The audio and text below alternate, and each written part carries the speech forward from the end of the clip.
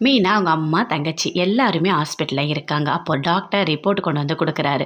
இங்க பாருங்க, இந்த ரிப்போர்ட்ல இவர் வந்து கீழ விழுந்து அடிபடல.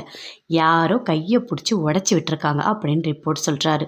அத கேட்டோனே பயங்கரமா ஷாக் ஆகுறாங்க மீனா.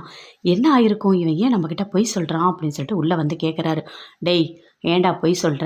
கீழ விழுந்தேன்னு சொல்ற. ஆனா ரிப்போர்ட்ல உன் கை உடைஞ்சதுக்கு காரணம் யாரோ கைய உடைச்சு விட்டுருக்காங்கன்னு சொல்றாங்க. உண்மைய சொல்லு. என்ன பண்ண? எங்கேயாவது சண்டைக்கு போனியா? அப்படின்னு சொல்லிட்டு மீனா கேட்குறாங்க. அதெல்லாம் நான் எங்கேயும் போகலக்கா அப்படின்னு சொல்லிட்டு சத்யா சொல்றாரு. உண்மைய சொல்லுடா அப்படின்னு சொல்லிட்டு அவங்க அம்மாவும் பயங்கரமா கத்துறாங்க. ஏன்டா நீ நல்லவனா மாறிட்டேன்னு நினைச்சா ஏன்டா இப்படி பண்ணிட்டு இருக்க? அப்படின்னு சொல்லிட்டு கத்திட்டு இருக்காங்க. உங்களுக்கு ஒன்று தெரியுமா? என் கைய உடைச்சதே மாமா தான் அப்படின்னு சொல்லிட்டு சத்யா சொல்றாரு. மாமாவா? என்னடா பேசிட்டு இருக்க? அப்படின்னு சொல்லிட்டு மீனா கேட்குறாங்க. ஆமா, அவர் தான் குடிச்சிருப்பார் போல என் கைய உடைச்சிட்டாரு அப்படின்னு சொல்றாரு சத்யா. அதை கேட்டோடனே மீனாக்கு பயங்கரமா கோவம் வருது. இங்க பாரா, பொய் சொல்லாத அப்படின்னு சொல்லிட்டு அடிக்கிறாங்க. மாமா மேல தப்பா எதுவுமே பேசாத, அவர் அந்த மாதிரிலாம் பண்ண மாட்டாரு அப்படின்னு சொல்லிட்டு மீனா சொல்றாங்க. நீ வேணா போய் கேளுக்கா, அவர் தாங்க பண்ணாரு அப்படின்னு சொல்றாரு. மீனாக்கு பயங்கரமா கோவம் வருது. இரு நான் போய் கேட்குறேன் அப்படின்னு சொல்லிட்டு போறாங்க. முத்துக்கிட்ட போறாங்க. போயிட்டு கேட்குறாங்க. இங்க பாருங்க, எதுக்காக என் தம்பியோட கைய நீங்க உடைச்சீங்க அப்படின்னு சொல்லிட்டு.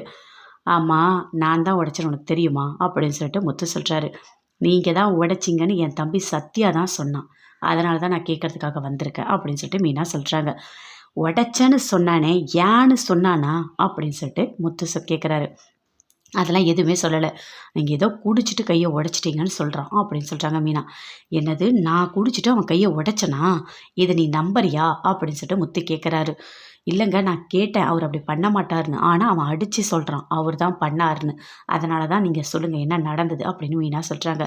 இங்க பாரு மீனா, நான் ஏற்கனவே ரொம்ப கோவத்துல இருக்கேன். இன்னும் நீ பேசி என்ன கோவப்படுத்தாத. இங்கேருந்து வீட்டுக்கு போ. நான் வரேன். போ வீட்டுக்கு அப்படின்னு.